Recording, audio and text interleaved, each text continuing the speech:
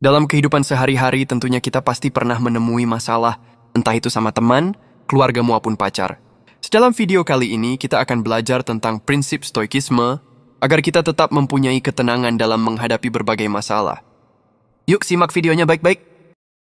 Izinkan saya untuk bertanya kepada Anda, seberapa sering Anda membiarkan seseorang merusak hari Anda dalam minggu ini? Apakah itu orang asing yang kasar, rekan kerja yang menyebalkan, atau seorang teman yang tahu cara menekan tombol emosional Anda? Jangan berbohong, saya tahu ini pernah terjadi. Namun, bagaimana jika saya katakan bahwa Anda dapat menjadi tak tergoyahkan seperti ketenangan seorang Jedi, di mana tidak ada seorang pun yang dapat mengganggu suasana hati Anda? Terdengar mustahil, bukan? Tetaplah bersama saya, karena saya akan memberikan cara yang sangat jujur, terkadang kontroversial, namun sangat efektif untuk tidak pernah merasa marah atau terganggu oleh siapapun lagi. Peringatan, ini mungkin akan mengubah hidup Anda, atau setidaknya membuat Anda lebih tahan terhadap gangguan. Mari kita mulai.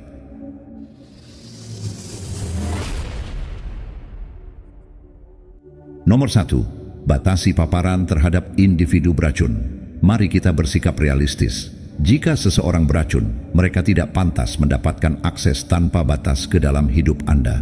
Ini mungkin akan membuat beberapa orang merasa tidak nyaman, tetapi dengarkanlah.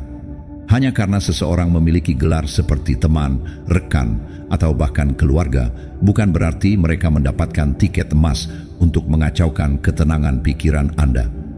Beberapa orang sangat melelahkan, sehingga berada di sekitar mereka terasa seperti duduk di dalam mobil dengan jendela tertutup sementara mereka merokok, dan Anda hanya terpaksa menghirupnya. Sebelum kita melangkah lebih jauh, mari kita bahas masalah yang paling mendasar. Bagaimana dengan keluarga? Bukankah tabu untuk menjauhi orang tua, saudara kandung, atau sepupu yang selalu ada? Berita terbaru. Keluarga seharusnya mencintai dan mendukung Anda, bukan memeras Anda secara emosional atau menggunakan rasa bersalah sebagai alat. Jika mereka melakukan hal tersebut, maka Anda tidak berkewajiban untuk bertahan hanya karena Anda berbagi DNA. Izinkan saya berbagi pengalaman. Saat kuliah, saya memiliki seorang teman, sebut saja Sarah. Sarah memiliki bakat untuk menciptakan drama.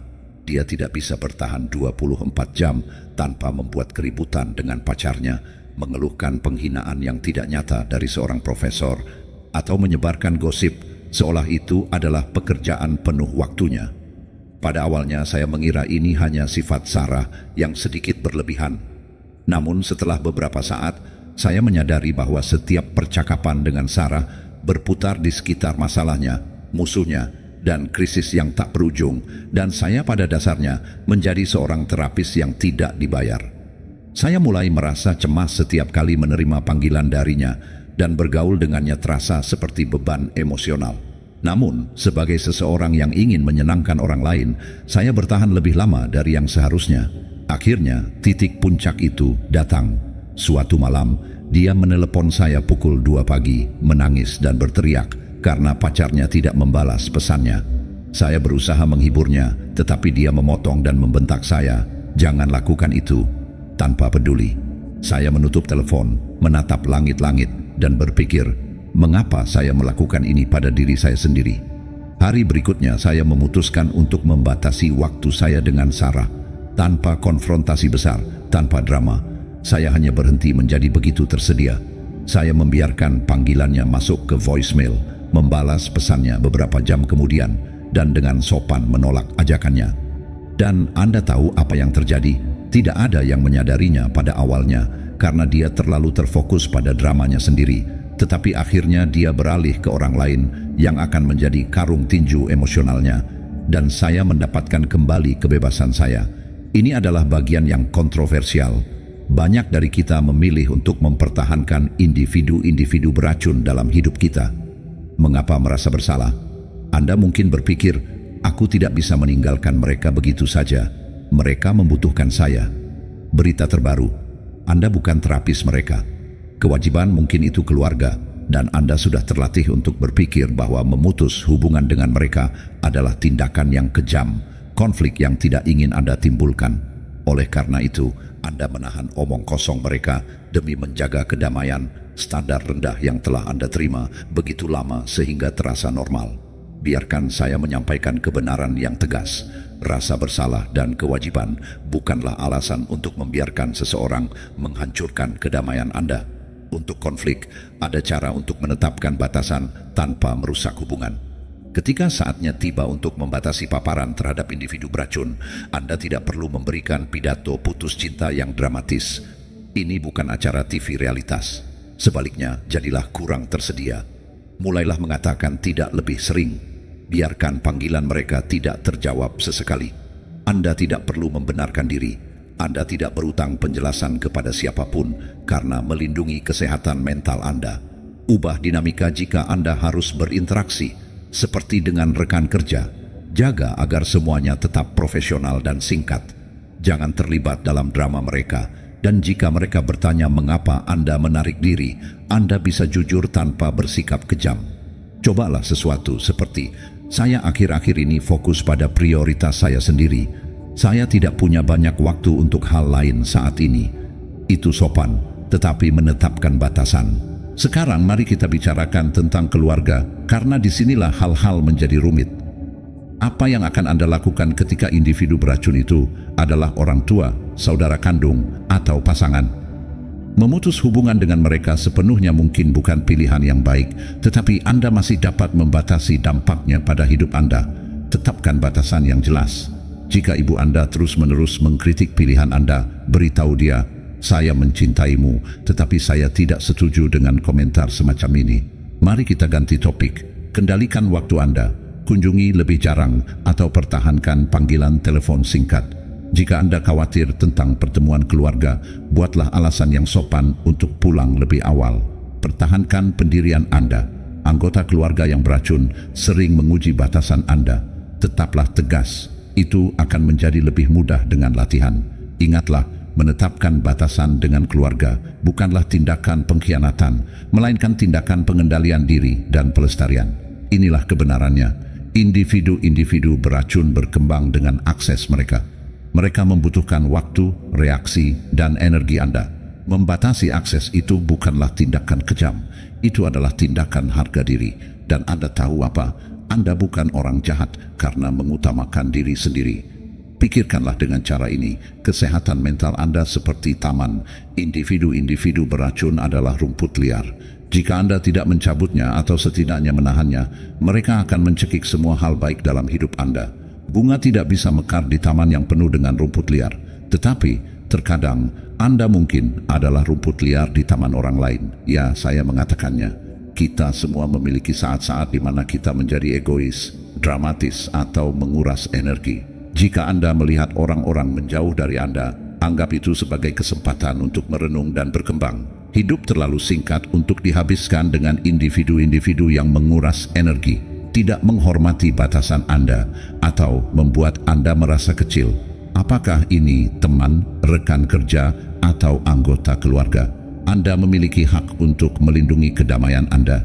Jadi mulailah mengurangi waktu dengan individu-individu beracun. Lakukan dengan tenang, lakukan dengan percaya diri, dan jangan menoleh ke belakang. Anda pantas mendapatkan hubungan yang mengangkat Anda, bukan yang membebani Anda. Nomor 2, turunkan ekspektasi Anda. Mari kita bahas ini. Kebanyakan dari kita memiliki harapan yang terlalu tinggi terhadap orang lain. Kita berharap mereka bersikap baik, bijaksana, dapat diandalkan, dan sopan. Ketika mereka pasti gagal, kita terkejut, kecewa, atau bahkan benar-benar marah. Inilah kebenaran yang pahit. Jika Anda ingin berhenti mudah terganggu, Anda harus menurunkan ekspektasi Anda. Ini seperti menurunkan beban. Mungkin terdengar sinis, tetapi ini adalah kunci untuk hidup tanpa gangguan. Ekspektasi yang tinggi seperti jebakan emosional. Anda hanya menunggu seseorang untuk menginjaknya dan meledakkan bagian Anda. Ketika Anda mengharapkan orang untuk bertindak dengan cara tertentu, Anda pada dasarnya memberikan mereka kendali atas emosi Anda. Pikirkanlah. Anda mengharapkan teman Anda mengingat hari ulang tahun Anda dan mereka tidak, Anda pun marah. Anda mengharapkan rekan kerja Anda melakukan bagian mereka dan mereka tidak, Anda merasa kesal. Anda berharap pasangan Anda secara ajaib mengetahui apa yang Anda butuhkan tanpa mengatakannya. Spoiler, mereka tidak bisa membaca pikiran Anda. Dan sekarang Anda berdebat tentang sesuatu yang bahkan mereka tidak tahu adalah masalah. Jadi, apa solusinya? Sederhana saja, harapkan lebih sedikit. Ini adalah cerita pribadi. Beberapa tahun yang lalu, saya memiliki bos yang bisa dibilang tidak hebat. Dia akan datang terlambat ke rapat, lupa tenggat waktu penting, dan kemudian menyalahkan kami semua atas kesalahannya. Setiap kali dia melakukan sesuatu yang menyebalkan, saya akan melampiaskan kekesalan saya kepada rekan kerja, pulang dalam keadaan stres dan kurang tidur, memutar ulang omong kosongnya di kepala saya. Suatu hari, setelah kehancuran lainnya atas ketidakmampuannya, seorang teman memberi saya nasihat yang tidak akan pernah saya lupakan. Dia berkata, "Mengapa Anda mengharapkan dia menjadi sesuatu yang lain selain dirinya? Dia selalu seperti ini."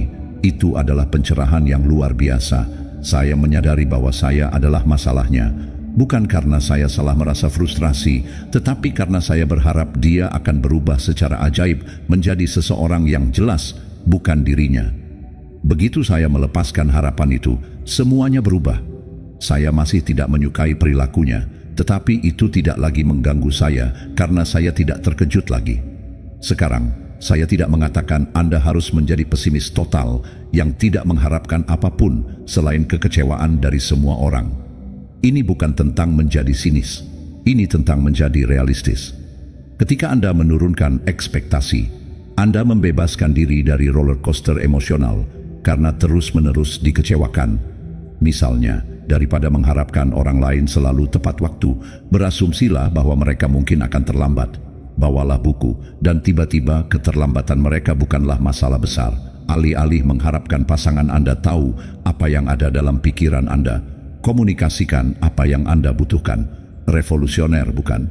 Alih-alih mengharapkan semua orang memperlakukan Anda dengan baik, kenalilah bahwa beberapa orang memang menyebalkan, dan perilaku mereka lebih banyak mencerminkan diri mereka sendiri daripada mencerminkan Anda. Disinilah hal yang menarik. Menurunkan ekspektasi Anda bukan hanya tentang melindungi kedamaian Anda, tetapi juga tentang mengakui bahwa Anda juga tidak sempurna. Pikirkan berapa kali Anda mengecewakan seseorang, melupakan sesuatu yang penting, atau membentak seseorang karena Anda sedang mengalami hari yang buruk. Kita semua memiliki kekurangan dan kita semua mampu mengecewakan orang lain. Jadi, mengapa kita harus menetapkan standar yang bahkan kita sendiri tidak bisa penuhi setiap saat? Menurunkan ekspektasi bukan berarti tidak mengharapkan apapun, itu berarti mengharapkan sesuatu yang realistis. Berikut adalah cara untuk membingkainya kembali, berasumsi bahwa orang-orang sibuk. Teman Anda tidak menelepon kembali, mungkin mereka kewalahan. Itu tidak selalu bersifat pribadi. Harapkan ketidaksempurnaan. Orang-orang akan melakukan kesalahan. Jadi, apakah Anda akan memberi mereka sedikit kelonggaran? Fokuslah pada apa yang dapat Anda kendalikan.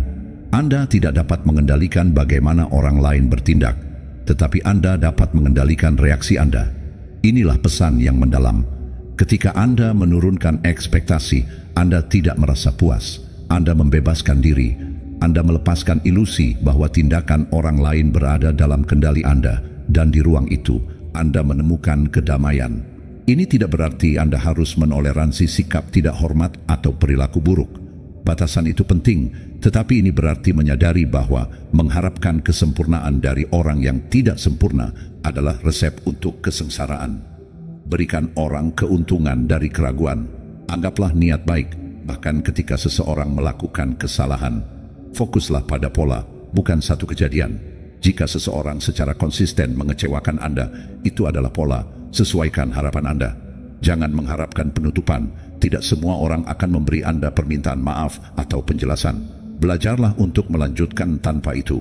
Rayakan kemenangan yang tak terduga ketika seseorang melampaui harapan Anda. Itu terasa lebih baik. Intinya adalah, hidup menjadi jauh lebih mudah ketika Anda berhenti mengharapkan orang lain untuk memenuhi standar yang tidak mungkin. Menurunkan ekspektasi Anda bukanlah menyerah.